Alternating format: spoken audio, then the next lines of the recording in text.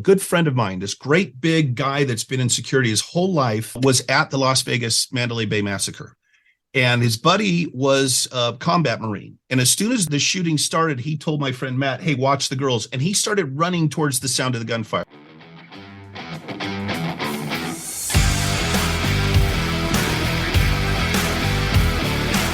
Welcome to the Circuit Magazine, the #1 source of information on protection matters, the industry-leading magazine for all security professionals who want to stay ahead of the game.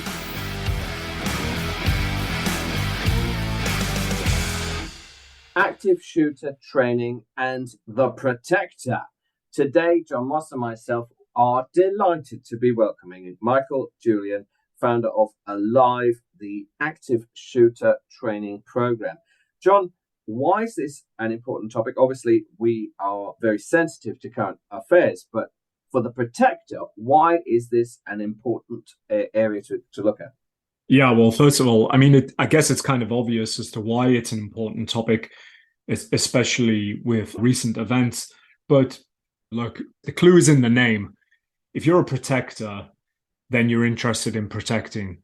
And the whole thing about an active shooter incident is that we hope for somebody to stand up and be the man, be the woman, be the child, potentially, that has that inherent protector character about them and will stand up, because that's what it's going to take at some point, whether that's the police coming in through the door or whether that's, you inside the building taking that initiative.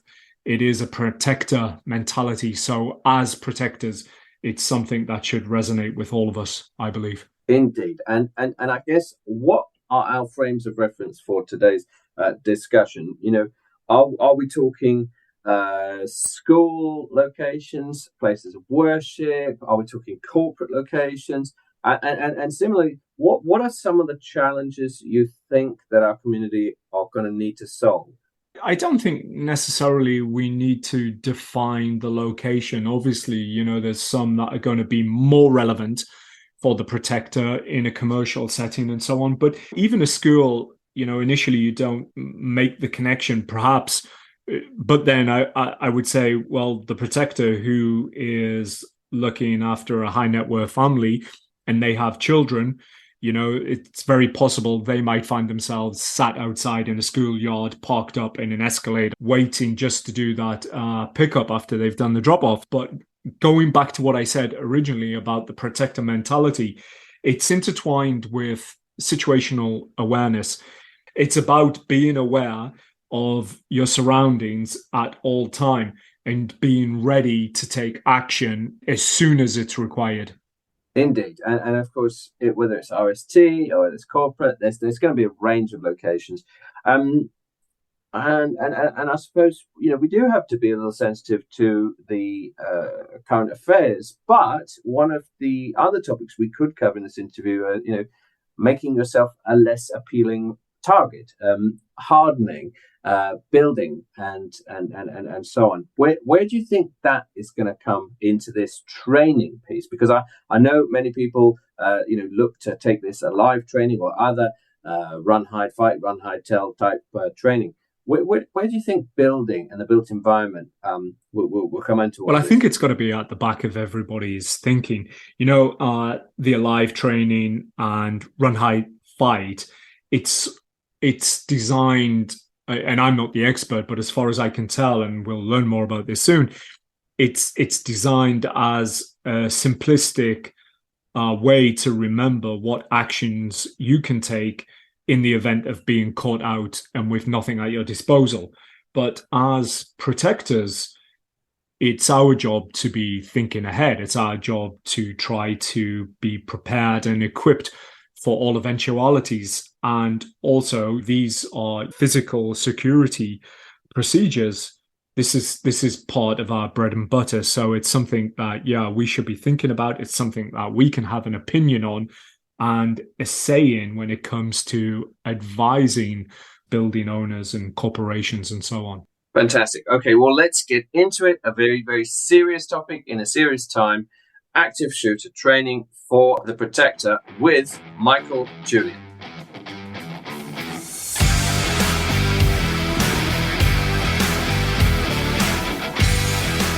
And now, let's meet one of the contributors to the Circuit magazine.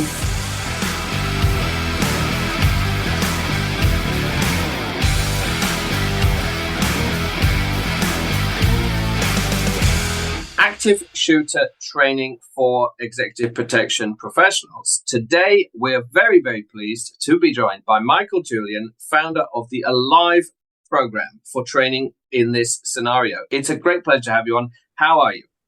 Doing great, Phelim. Thank you. Well, Jon Moss and myself, we're very keen to get into this. Obviously, there are some current affairs that are noteworthy, but one of the key questions, especially that came up on the Bodyguards for Kids initiative that we all supported, was how does this affect protectors? So why don't we start our three quick fire questions? What is the problem that we're trying to solve with this training?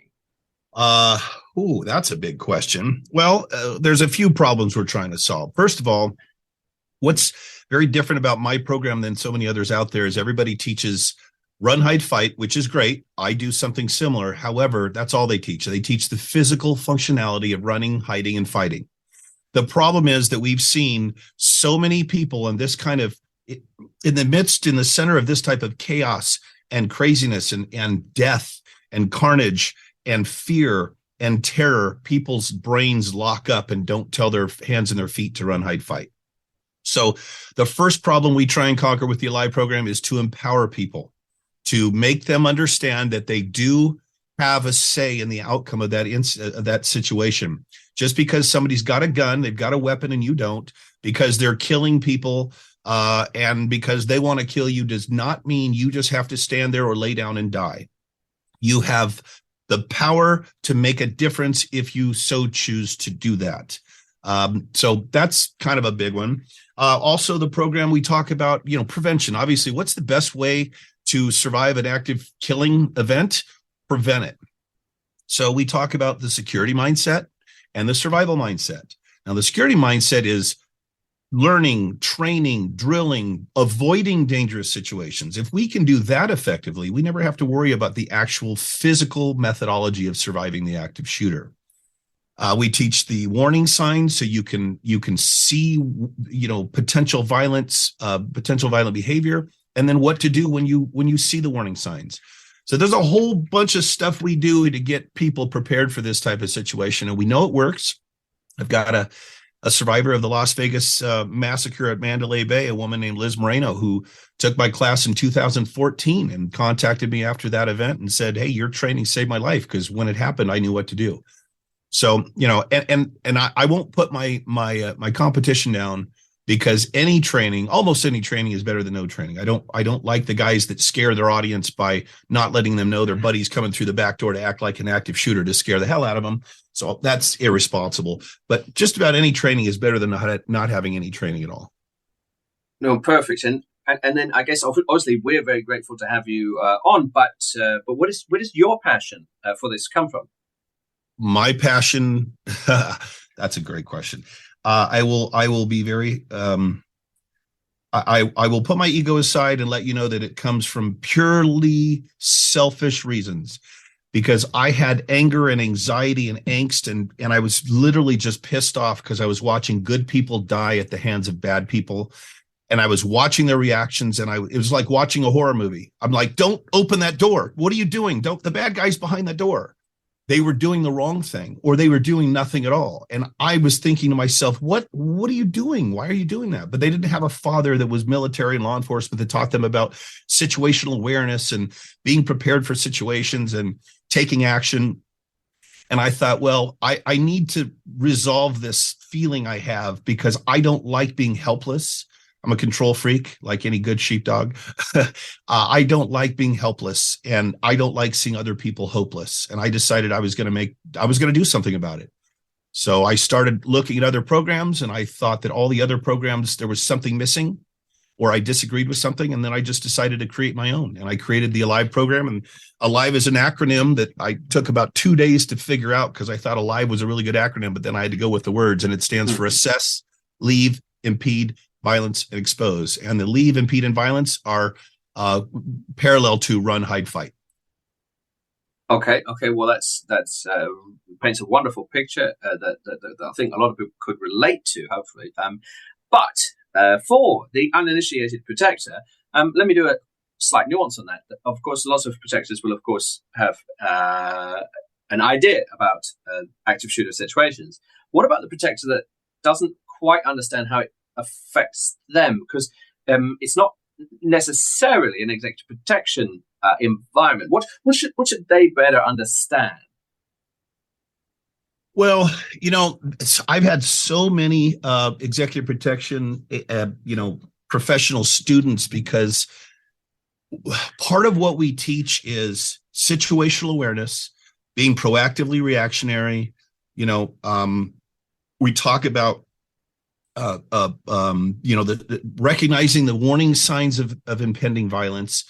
So, and then one of the things I talk about is, I make the parallel of when we were younger and we were learning how to drive, we were taught defensive driving, which is simply, looking around to see what drivers may not be paying attention or might be doing something that can hurt us, so we can prepare for and avoid that situation.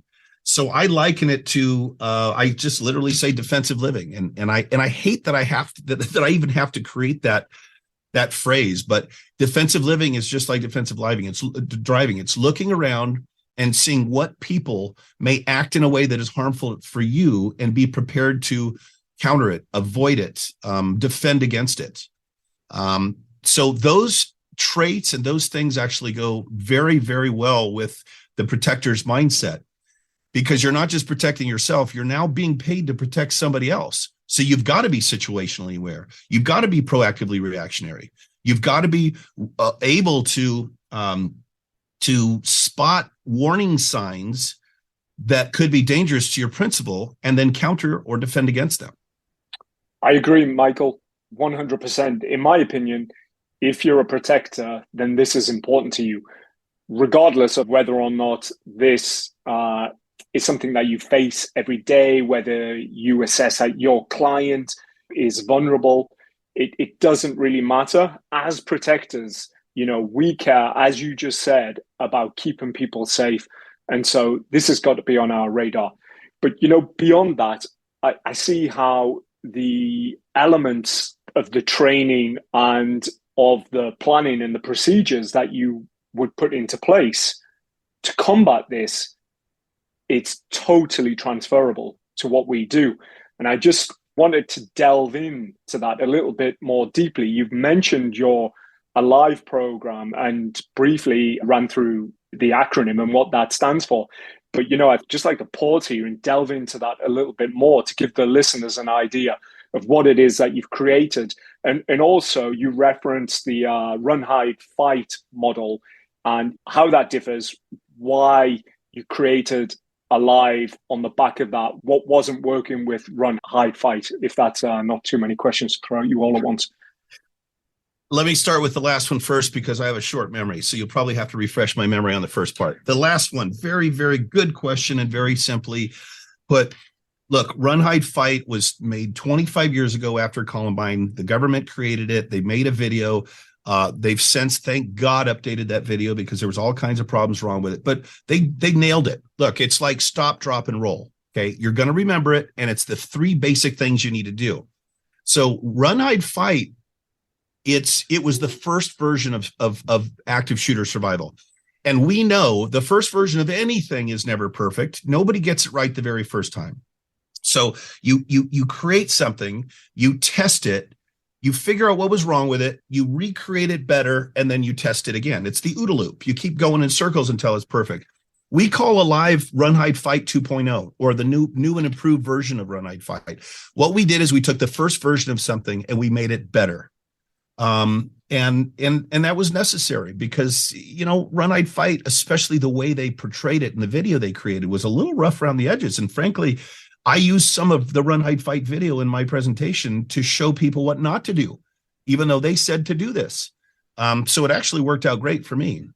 Luckily, the new Run, Hide, Fight video that I think the FBI or Homeland Security created is just absolutely 1,000% better than the old one. So I tell people, listen, if you can't afford it, or you don't want to pay me or one of my instructors to teach the Alive program to your employees or your churchgoers or your family, please just show them that 10-minute video or whatever, because they finally did it right. So there's the answer to your last question. Let's back up to your first question and reiterate that for me. Yeah. So if you just want to jump into the ALIVE acronym, run through it again and perhaps just pause a little bit on each one of those steps and just talk us through it so we all have a clear picture of what it is.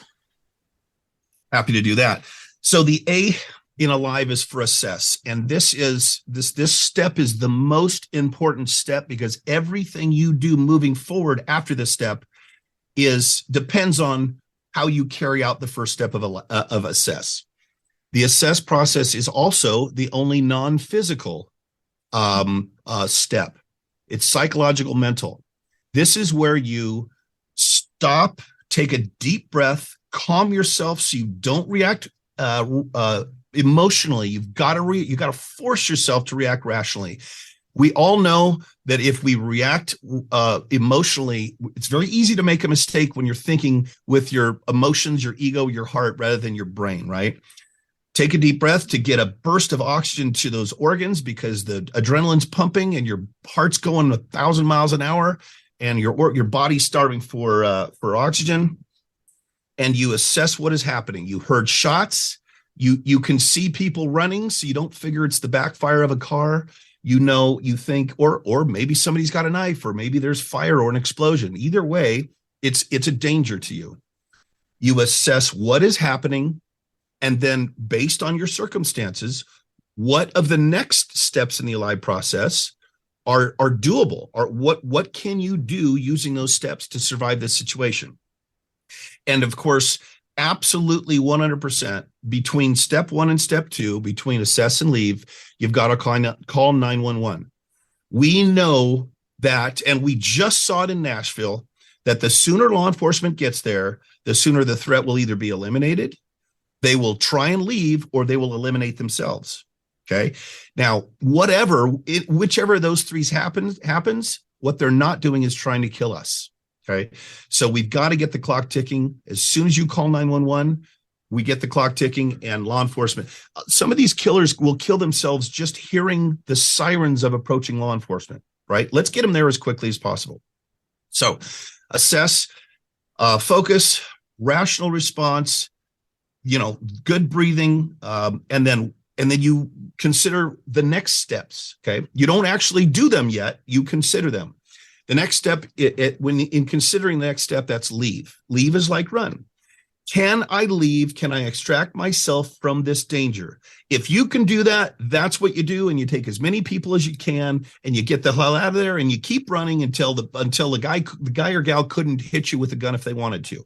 Okay, you don't stop like the first run hide fight video says, in a group of people next to a wall downstairs, when there's a window up on the second floor where the guy could see you and start shooting at you like fish in a barrel.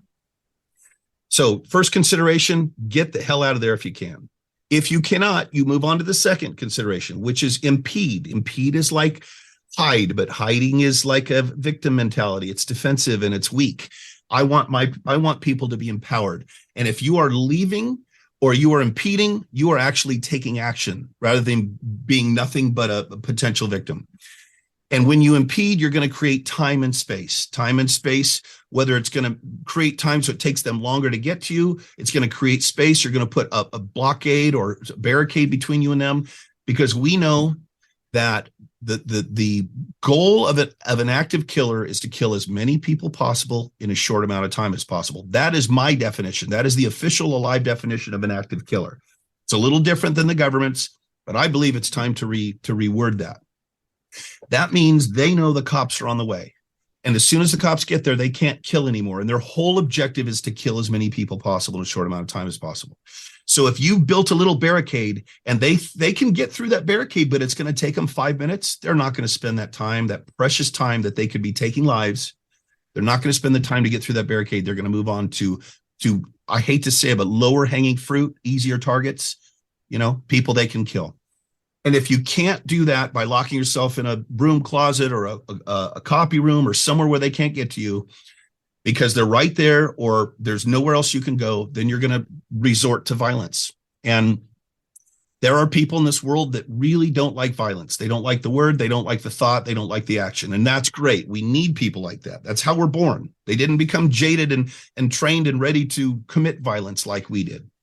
But now they're going to have to, because if it's between you going home to the people you love or you dying right where you are, and the thing that's going to differentiate those is committing violence, then you have to commit violence. And when I say commit violence, I mean with extreme prejudice. You don't just try and, I had a person say, well, can you just hit them in the arm with the fire extinguisher so they can't hold the gun anymore? And I said, well, they got two hands. So how about if we just hit them over the head so hard that they don't wake up for a day? You've got to do this with every ounce of your being, because if you don't, you could die that day. And another part of the problem, the reason people become paralyzed is because they're thinking of their loved ones and seeing their faces and thinking, I'm never going to see them again. And it's debilitating. It will paralyze them. So you can't do that. And then the last consideration is to expose your position carefully for two reasons. One, just because you haven't heard shots in a while doesn't mean the shooter's not still there. There may be a second shooter. They may have been reloading. Maybe they walked somewhere to find people and came back. Or you may take off running and run around the corner and startle law enforcement. Maybe the SWAT team's coming in and they don't know you're the good guy and they shoot you, which has happened. So those are the assess process kind of spells out the rest. You're going to consider those, and then you're going to choose which one you can do. And you go with leave first, impede second, and violence is the last resort. Yeah. So as soon as you started talking about assess there, I immediately made a similarity to medical training. And, the first thing that you do when triage. Yeah. And as soon as you come across any casualty, is there any further danger to myself or the casualty before you step in, before you get involved? And what I more often than not observe in a training situation, which will then obviously carry through into real time, is that assess moment, which, as you've just outlined, is absolutely crucial. But in training, it literally becomes a sentence that we say, is there any further danger to me or the casualty? You're asking, the trainer, they'll tell you yes or no. You then proceed. And you're not actually training those neural pathways. So beyond just saying, okay, I'm assessing the situation, what are the mechanics of actually learning to get yourself calm? Like you mentioned breathing. I think a lot of us are much more aware of breathing as a concept now rather than just an automated function. But I'm not so sure that there's still many of us practicing it, So if there's any techniques or just the process itself, if there's anything you can speak to there in that assessment period for getting a calm head. Yeah, and if you've ever heard Lieutenant Colonel Dave Grossman speak, then you know how important breathing is to your survival and being effective to defend yourself or whatever. So I talk about there's a reason why I tell people, and I say, I want you to pay attention to my hands.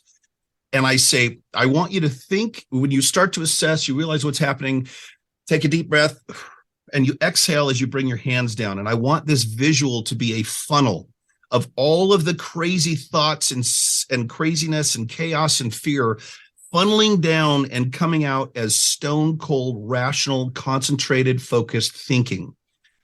You take a deep breath to get that. It's kind of a trick. If I tell people you've got to take a deep breath, it's going to center them. And this is kind of centering as well. If they're centered, they're not distracted by the pictures of their loved ones, their children, not walking their daughter down the aisle, not seeing their son graduate from college, all of the things that will literally send you into a tailspin psychologically and take your concentration away from survival. So I talk about taking a deep breath and basically focusing. Now, one of the exercises that I do for everybody in our program is I call it the visualization exercise. And I will literally walk them through a scenario familiar to them. And I call that being proactively reactionary, which is it's like jumbo shrimp. They don't make the two different words that mean the opposite thing. Being proactively reactionary is proactively before creating your reaction, which will come after. So you're literally in your mind. I tell everybody, okay, close your eyes. And I walk them through this journey of picture yourself where you work 8 hours a day, sitting at your desk or you standing wherever you are. You spend a lot of time. Now, all of a sudden you hear pop, pop, pop, and you visualize that coming from where it would likely come from if somebody had a gun and they were coming into the building. Now we're going to go through the assess process and we go through all 5 steps. And then I walk them down that journey with them, with their eyes closed, imagining, visualizing that scenario in their mind based on where they spend time, because I don't know where they spend their day. They do. So I literally train them how to react based on a scenario. Then I back up and I say, now let's do the same scenario, but instead of the shots coming from there, which means you had a path to leave there, now it's coming there and they're blocking the exit. What are you going to do? Now you have to impede or commit violence. If people are and by the way, I talk about, and my book is called 10 Minutes to Live, Surviving an Active Shooter Using a Live, because based on my research, before it was 99%, but now after Nashville, it's 98%, because that one took 14 minutes. But all of the most serious active killing events in history were over in 10 minutes or less. Virginia Tech, Las Vegas, 10 minutes exactly. 69% of them are over in 5 minutes or less. What does that mean to us? That gives the intended victim hope, knowing, hey, it's going to be over soon. So you focus on the finish line. You focus on the prize, and that is survival. So I'm literally telling people what to focus on, that don't worry, just last a couple more minutes, because statistically speaking, that means they're going to survive.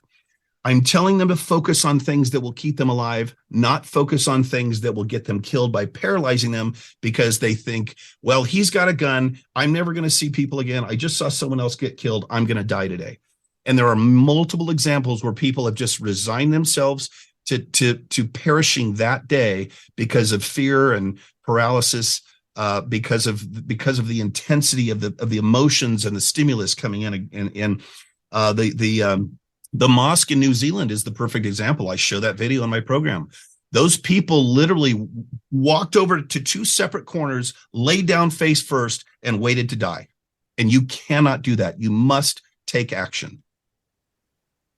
I hope that answered your question. Yeah, totally. And actually really well. I have to say, the image and the technique of the funnel, it's incredibly powerful. I actually went through that as you were talking, and I could feel how you can compress and squeeze down and really get on top of all of this that's going on. I think there's a lot that people can take away from that. So, okay, you did a great job there of, encapsulating all the emotion, the whole drama of being in a situation like that.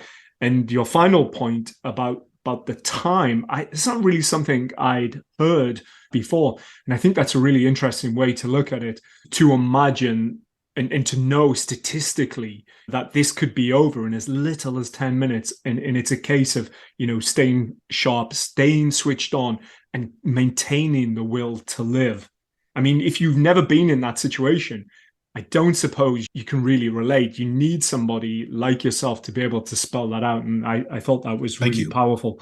And one of the things that immediately made me think of is, okay, so, we're trying to survive this. The active shooter is dead, but wow, there's still a hell of a lot going on post-incident now. How do you recover from this? How do you move on? Is that something that you can speak to? I know your Alive is very much focused around the active shooter incident, but is that something that you've considered, the aftermath, the post-incident trauma and recovering from that? I have most definitely considered it, but would never consider myself an expert enough to try and teach other people in that regard. But I will give you my personal non-professional perspective on that.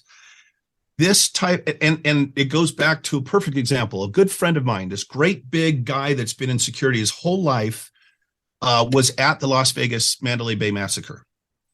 He and his buddy were there with his buddy's wife and 2 other girls. And his buddy was a combat Marine. And as soon as the shooting started, he told my friend Matt, hey, watch the girls. And he started running towards the sound of the gunfire, which Wouldn't have done him any good. He never would have gotten to Stephen Paddock. He couldn't have gone up 33 stories, to get to him. But that was his instincts. And that's one, sheepdog mentality that honestly, I think is too much, because he might have gotten himself killed. He didn't have enough information to effectively carry out some kind of, attack on this guy. But Matt saw carnage and killing and blood and death and maiming and all of these things because he was right there. And he was devastated. And this is not some weak-minded, weak-bodied guy. Both of those guys were affected for a long time after that. So it doesn't matter who you are, unless you just don't care about human beings. Anytime you're experiencing something like this, there is going to be some after effects that can be very damaging. PTSD 100%. I mean, he still, when he hears, several loud pops, gets a little bit, anxious.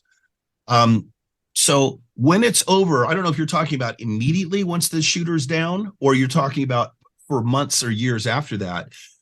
It's going to be a road, a journey to come back from that to normal, if there is such thing as normal after experiencing something like that. So I would implore anybody to get some kind of counseling, and just preferably a group counseling with other people that were there, to talk about what happened and get that energy out, because it's debilitating. It'll eat away at you. I knew guys that were in combat that didn't necessarily kill somebody, but they were in combat and they're still affected by it. And that's what it is. Honestly, it's combat, except you really can't fight back.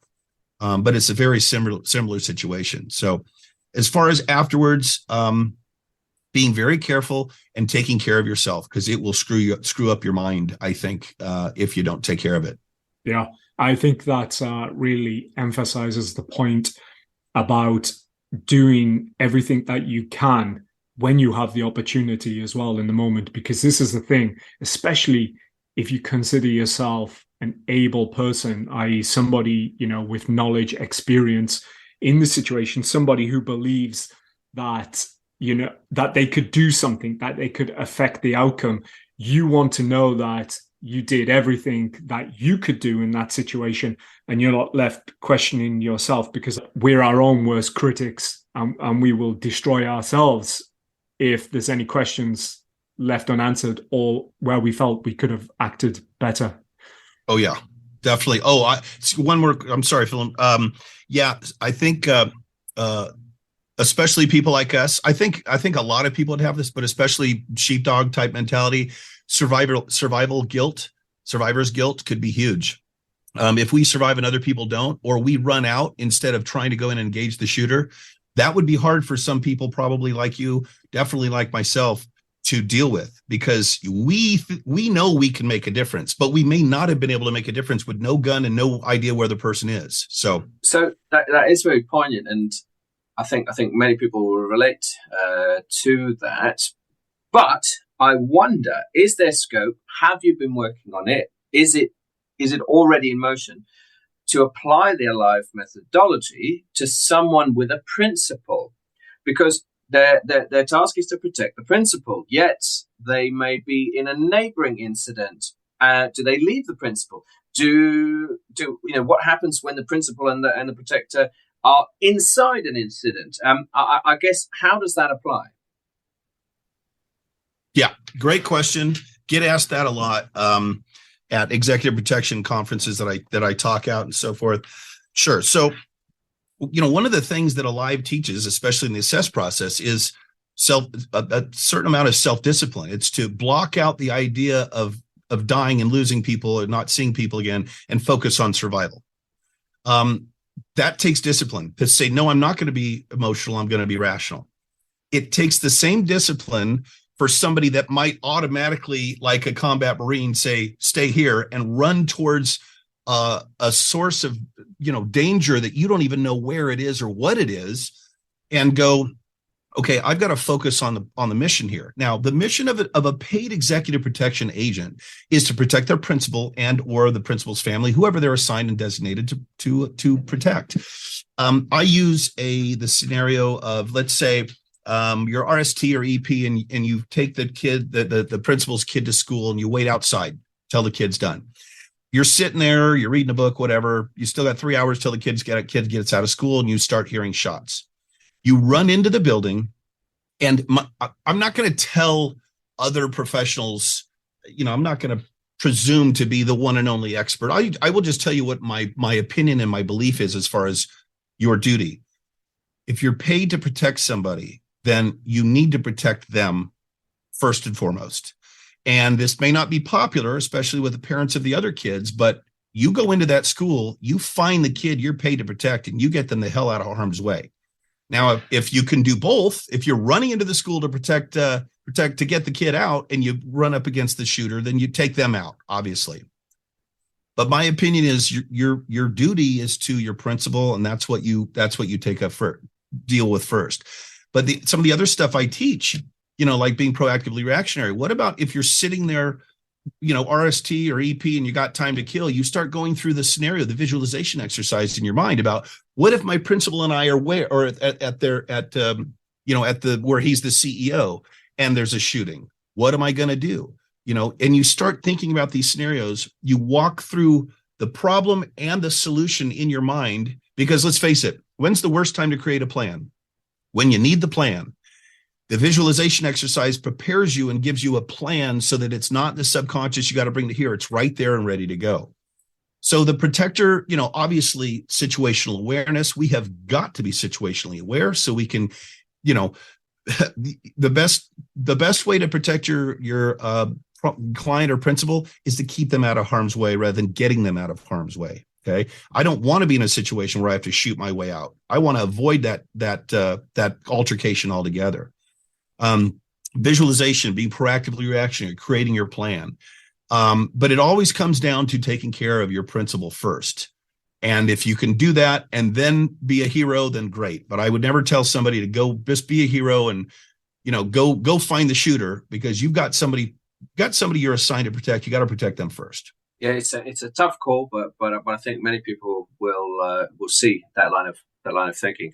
And then I guess because we have people listening from the US, but also the UK and other places, why, and maybe this is just me offering up a sacrificial question for you, why do you think that, let's say in the UK, they like to say run, hide, tell instead of run, hide, fight? Why? I mean, I know you can't be inside their minds, but why do you think that exists as a concept? I had a Silicon Valley, very progressive, new age, love the world, potential client contact me. They were $1 billion company. They wanted my training, but they said, we don't allow violence in our culture. We don't even like to say that word. So could you rearrange it and call it run, hide, tell, and not actually teach the violence part? And I said, well, no, I won't do that. And I said, and if you have somebody else do that, you're irresponsibly treating your employees, and you're setting them up for failure. Now, I can talk about the fact that guns are not the big issue in the UK. It's more edged weapons, and there's more people murdered with knives in London than there are people murdered with firearms in New York City. So, edged weapons are a problem in the UK. But I've got instructors in Canada that don't deal with guns. I've got instructors in Australia that don't deal with guns. They teach active threat survival. And the methodology will work no matter what the threat is. It's countering violence. It's surviving violence. It doesn't have to be a gun. It just happens that's what happens in America because we have so many guns, and the guns are woven into our culture, our society, because we had to break away from the British so many years ago and said we're never going to allow that to happen again. So run, hide, tell you're dealing with violence. YouTube had that shooter, the female shooter, 3 or 4 years ago, and they are very much a non-violence type of culture. Their people, thank God law enforcement was so good at what they did, because they really saved the day on that one. But their people were not prepared to commit violence against somebody else. And just because you don't want violence in your culture, that's fine. But what if somebody outside your culture brings it to your culture? Are you prepared to survive it, to counter it, to deal with it, to react to it? So I'm sorry, but I will not support taking, and in fact, since Uvalde, it has become kind of an industry understanding that it's time to rethink run, hide, fight, because run, hide, fight did not emphasize enough of the fight part of it. And they say do it as a last resort, which I agree with. But if you have to do it, you do it. And I'm saying with the intent to kill that person. Now, you don't have to kill them. If they're no longer a threat, you step back, and that's fine. But, my dad he taught me, if you ever need to punch somebody in the face to defend yourself, don't aim for their nose, aim for the back of their head. You're going to punch through their face so that you do so much damage that they are no longer a threat. If you are going to try and save yourself and others by committing violence against somebody, you just have the intention and the commitment to doing whatever is necessary, including taking their life if you have to. You don't have to. The commitment can stop when there's no longer a threat, but you've got to be willing and able, mentally and physically, to make that happen. Yeah. Did that answer your question? I've seen you, put that argument across before. So that's why I sort of termed it a sacrificial question, because I think it's an important part of the debate. And one thing that just occurred to me as, let's say, a layperson, a lot of these attacks, at least in the popular press, seem to be with a long gun. Now, a long gun in an enclosed space. Maybe this is a question for some sort of martial arts, podcast. I don't know. Do you think that there's something a little bit different about tackling someone with a long gun than another type of weapon? Is there something people could look into? Well, one of the things we teach in the Module B, which is the scenarios and simulations portion of my program, is how to basically disable a gun, whether it's a handgun or a long gun. And yes, long guns are used more often than not, but many times there's a long gun and a short gun as a backup. In fact, this person in Nashville had 2 AR styles and a handgun. When I talk about a shooter coming through a door, if they've got a long gun or a short gun, and you're going to control that, especially if you're going to swarm as a group, you got 2 or 3 people lined up ready to go, you're going to control the trajectory of that round. And honestly, based on what I teach, I want to put that muzzle down and literally and grab the action of that weapon. And I hope they pull the trigger, because that round is going to hit the ground and ricochet and go somewhere else and not hurt somebody, because hopefully they shouldn't be in front of the person anyway. And I've now stopped the action of that weapon from putting a new round into the chamber. And it's a piece of metal. Unless they're able to clear that jam, which is not easy to do, you're just now fighting over a piece of metal that's not going to hurt you unless they can clear that jam. So I lost my train of thought. Tell me what was the question again? Easier, difficult, different tackling a long gun in close quarters? I believe if it were me and I was going to go up against somebody, I would hope that they have a long gun, because that is going to be harder to maneuver in close quarters than a handgun. I can go like this and shoot you, but I literally have to go like this with the barrel of a long gun. And if there's a long gun, I can wrap that thing up and grab it and squeeze it, and they're not getting, believe me, I'm going to be kicking them in the shins and in the groin and in the knees and everything like that. So my personal preference would be, I hope they have a long gun, but either way, if you know how to do it, and we teach how to do it, you can disable that weapon, and then it's just you against them. They don't have superior firepower any longer. Michael, I just want to briefly look at technology before we conclude this. Obviously, a lot of what we're talking about here, is our own physical capabilities, what we can do. But I'm just interested to hear your thoughts on technology currently as it stands, where the gaps are. Is technology failing us? Are we not using the technology that's available? Is it simply that a lot of schools in places where we see active shooters opt not to implement the technology for various reasons? Great question, John. Thank you. Okay. I tell people there's 2 things that have to happen to change this phenomenon, this situation we're dealing with. Training and physical security apparatus. Okay. Training clearly is what I do. That's what I want everyone to have. as far as the physical security apparatus, there's so many things we can do. The easiest thing that we can possibly do is just change the damn door handles on doors to have it so that you can lock it from the inside. We're talking about broom closets, storage closets, copy rooms, classrooms, offices. If you can lock it from the inside, they're not going to spend 2 or 3 minutes trying to get through that door. Also, there's shot detection. There's great shot detection systems out there, like Eagle Technologies has one. In fact, by the way, I don't know when this is going to air, but ICS West is this week, and I'm going to be in Vegas for that. They have all of the best technology for active shooter at ISC West. Shot detection, different kind of notification systems for campuses, ways that law enforcement can get alerted immediately, and then have a schematic of the inside of that building that their guys can be walked through as they're going through that building. So there's really a lot of good technology that is not being used, that needs to be used. And look, in the 74 years or whatever it is since the federal government mandated fire drills in every school, public and private throughout this country, there hasn't been a single kid killed in a school fire.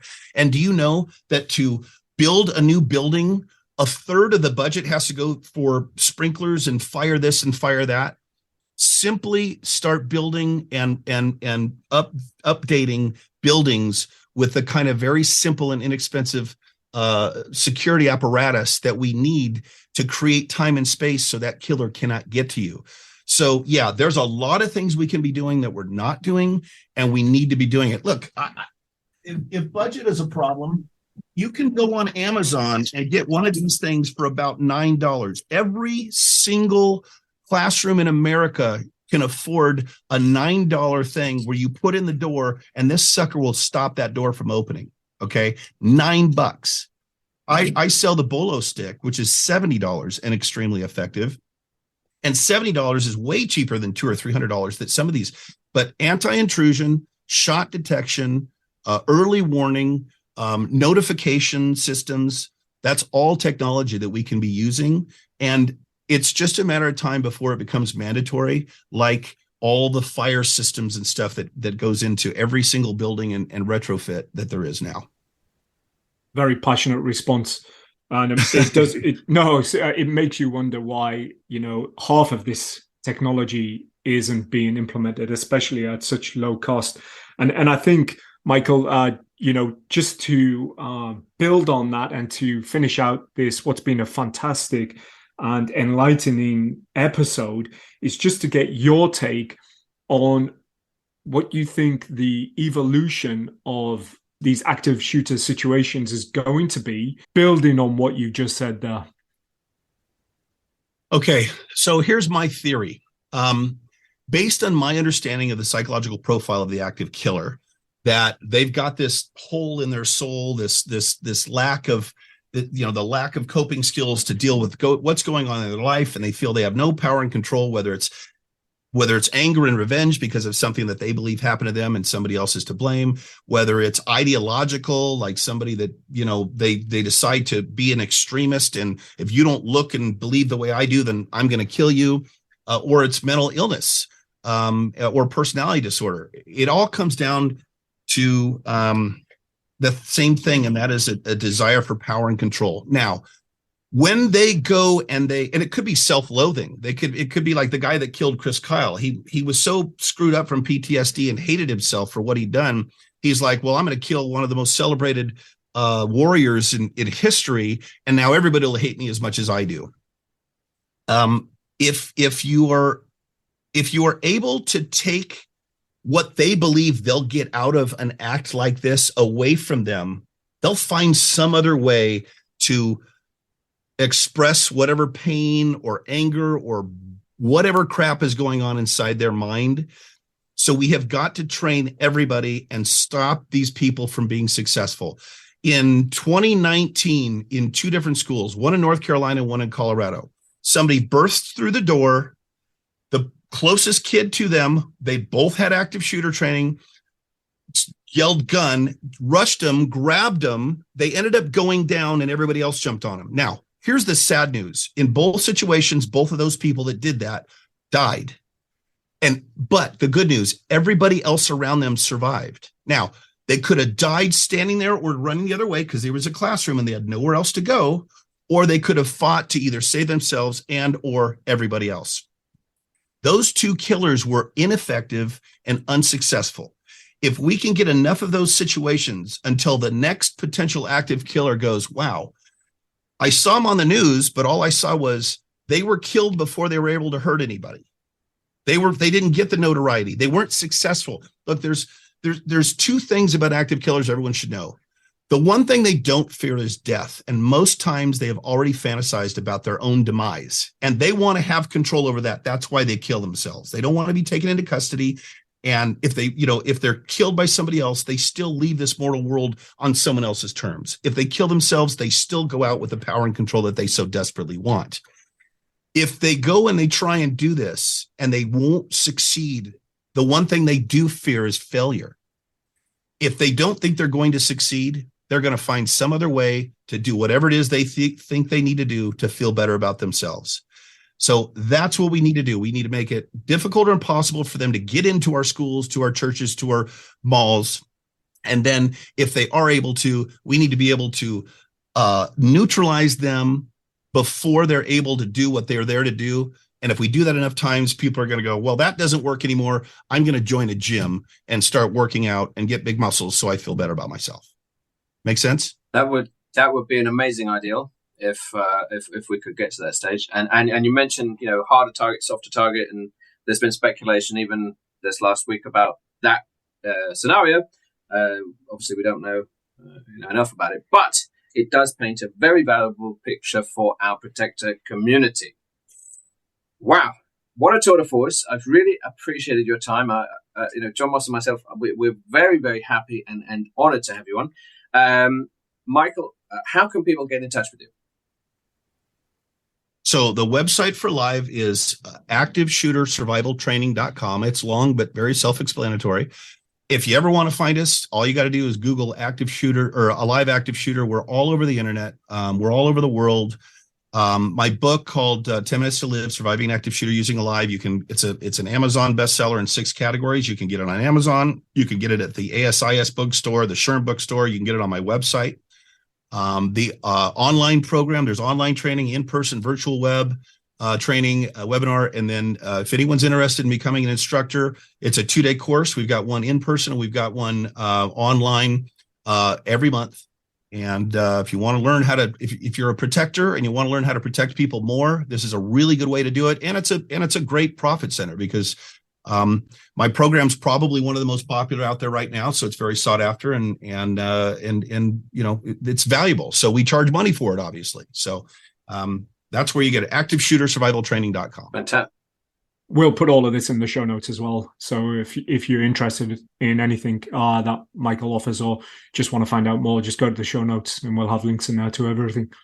That we will do. Awesome. Well, thank you ever so much. Michael, it's been a pleasure having you on, looking at active shooter training for the Protector from Jon Moss and myself. This has been an exceptionally special and fantastic edition of the Circuit Magazine podcast.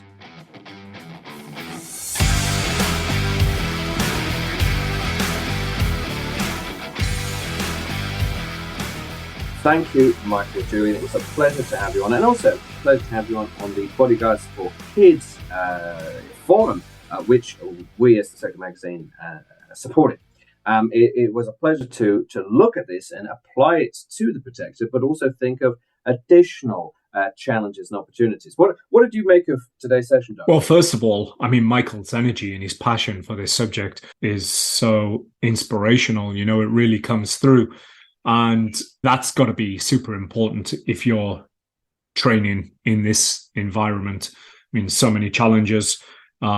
It's like a life's work, isn't it? It is. And I like the way that he's not just trying to explain how to deal with a situation, but he's also trying to get you to think about how to stop it happening in the first place.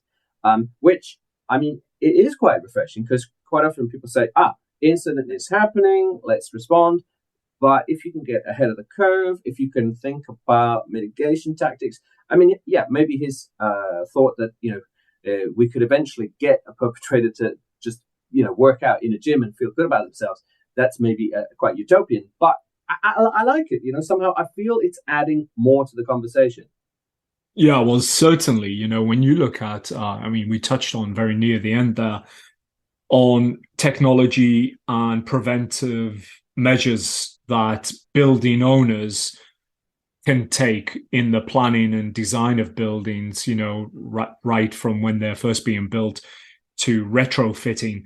And I think there's a lot that can be done there.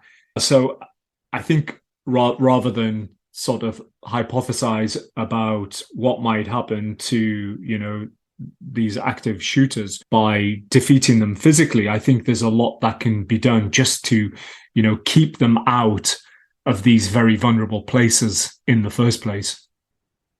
That's right. And already I'm seeing links and synergies with other episodes of the Circuit Magazine podcast. We had Max Segal on a long time ago, as well as more recently, and we talked about hotel security. And I remember there were devices that you can bring with you for your hotel. So why not a school? Why not an office to jam a door? Because, as Michael said, if you just hold on for an extra 5-10 minutes, it increases your chance of survival dramatically. So, yes, one could go and invest in exceptionally expensive doors and door frames and then reinforced walls. And, yeah, that's possible. But then there are small devices for $9.99, which I think is just a lot more practical. Plus, what also made me think, do you know what?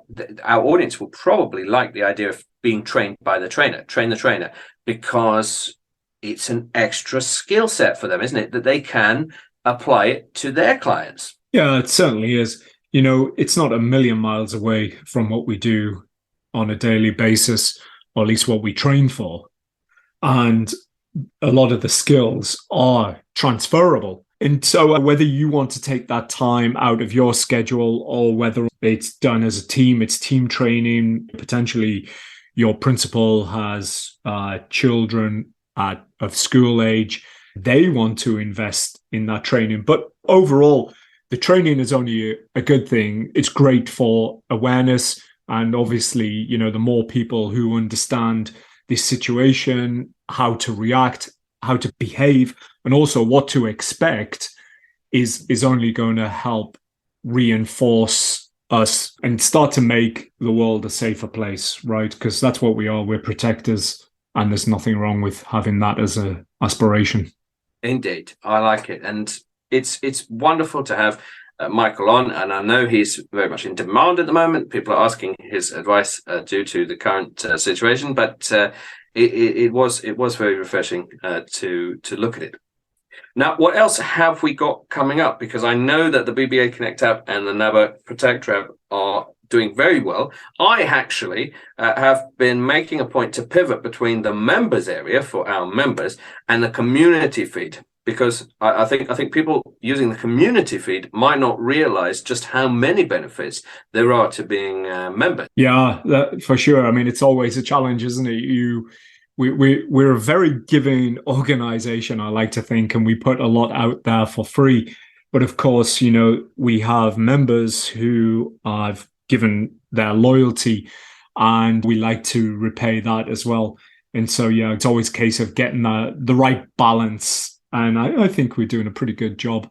The members area is packed full of extra features.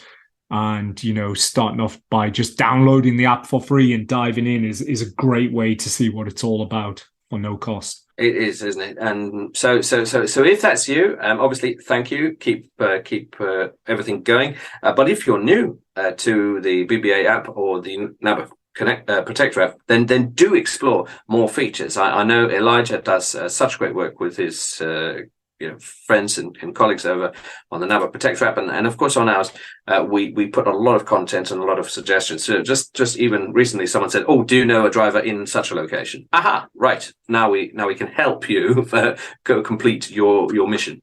But beyond that, a little reflection.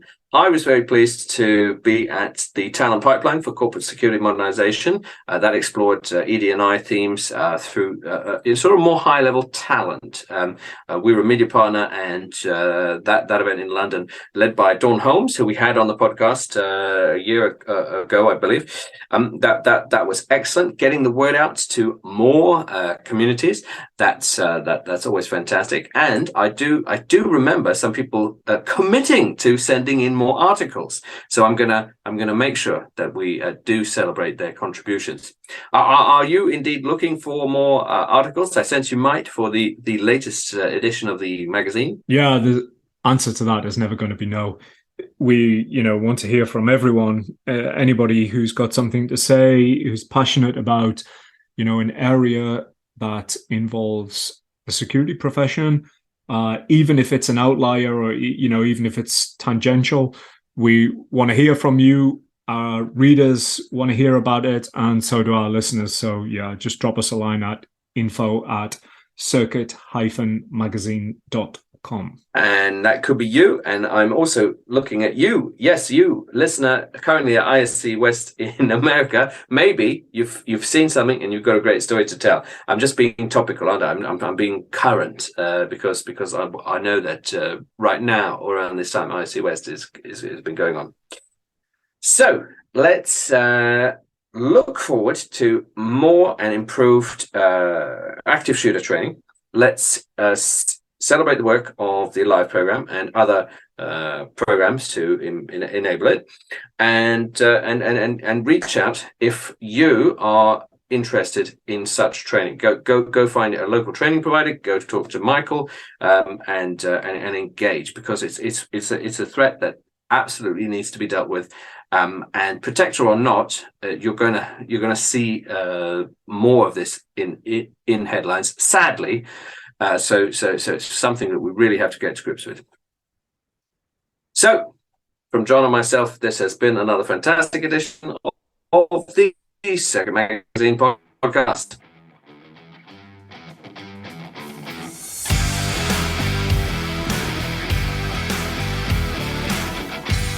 You have been listening to the Circuit Magazine podcast. Be sure to subscribe and be sure to not miss an episode.